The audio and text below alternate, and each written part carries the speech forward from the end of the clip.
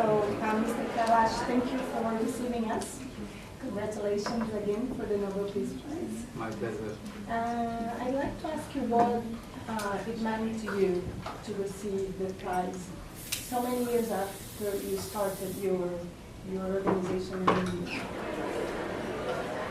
I very deeply believe, or am convinced, that this Nobel Prize is not for me as an individual. This is the recognition of hundreds of millions of children who were deprived of their childhood, education, health, freedom. So the real credit goes to them. Then I would say that this is an honor to all the anti-slavery activists, all anti-child labor activists, education campaigners, and those who love children. Yeah, this is the prize for all those who love children, not their biological children, but other children whom they may not be knowing. You said this morning that slavery is one of the main sins of humanity. Who are the sinners? Who are the main perpetrators of this crime? I would say all of us. I cannot blame a government or an individual. We are responsible. If it is happening in front of our eyes and we choose not to see it, it's a crime. We cannot remain silent spectator against such crime. We have to speak out, we have to act, not tomorrow, now. You were said to have freed 80,000 children, yet there are 35.8 million people in the world who are made slaves today. How organizations and governments and civilians, as you said, all of us, can help you in this fight against slavery? What we can do to help you? I'm not a hero, and I don't want to become a hero. I'm not an icon. I'm not, I would say, a champion or anything. I am very ordinary, and I will remain as ordinary as I was ever. Therefore, I will work that the limelight, the focus should not be on one person for expectation or support for one person. The support and expectation should also be given to many people who are fighting against child labor, child slavery. And why there is just one Kailash Satyarthi? Every ordinary person is Kailash Satyarthi and can become Kailash Satyarthi. It needs a little bit more courage, it needs a little bit more action, it needs a little bit more initiative, it needs to take step. It needs to understand that if not me, then who? It will work. Any ordinary person can do more than what I did. And there must be many people around the world who are doing wonderful work, who are invisible. There could be many Kailash Satyarthi, I don't know. But one day the world will know that there are many. If I was not given this Nobel Prize, even then I was working. I kept on working in whole my life, invisibly. Yeah.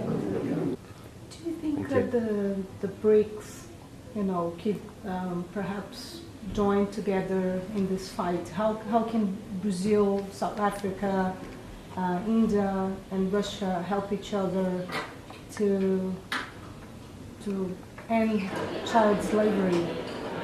I was very fond of this BRICS or any other or similar regional platforms. BRICS perhaps is the most important for me because these are the countries which have faced tremendous problems, but these are the countries which have brought out tremendous solutions, enormous solutions. Brazil, India, South Africa, they have gone through crises, they have gone through difficulties, and they are able to find answers and solutions to their people as well as to the whole world. So, their collective strength would be a very big power.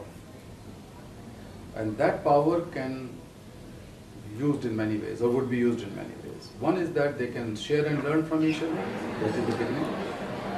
They should try to devise the common development agendas and goals, not only the political agenda, not only the economic agenda, but they must also work for some common development agenda, including health or education or employability, things like that, among themselves.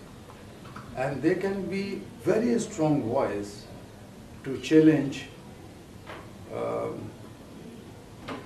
the global decision-making process, including the political decision-making process, that more efforts must go to the poor countries, because these countries, the BRICS countries, can prove the leadership and championship for the rest of the poor countries or developing countries in their regions.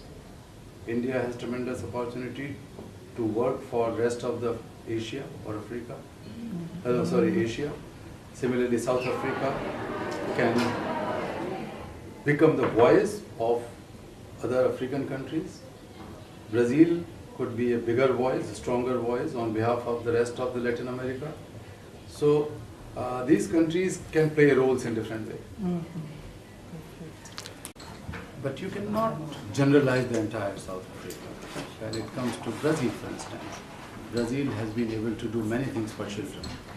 Brazil has shown that how the comprehensive policies could be devised and could be enforced, how various government departments can come together, how an integrated approach to solve the problem of children to begin with through Bolsa Escola and through Bolsa Familia, and there are many programs I am aware of have been successful. So it differs from country to country. But serious problem among a particular segment of adolescent and youth. The children are given education, they are enrolled in schools, but after some time, the youngsters face tremendous problems. First of all, the objective of life, meaningfulness, the values in society, some purpose, skills, entrepreneurship, employability. These questions are vital questions. So, apart from education, employability is important thing, and that should be the political priority at every level. Entrepreneurship should be a social and political priority where the young people can find jobs on their own or create jobs. Also, the efficiency and the potential of youth has to be tapped. Otherwise, these youth would become more impatient,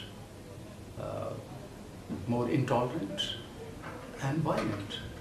So this is the right time when the youth power has to be tapped and reaped and channelized in constructive manner. And that's possible because it's a power, it's a potential which has to be translated into to economy as well as to the social upliftment.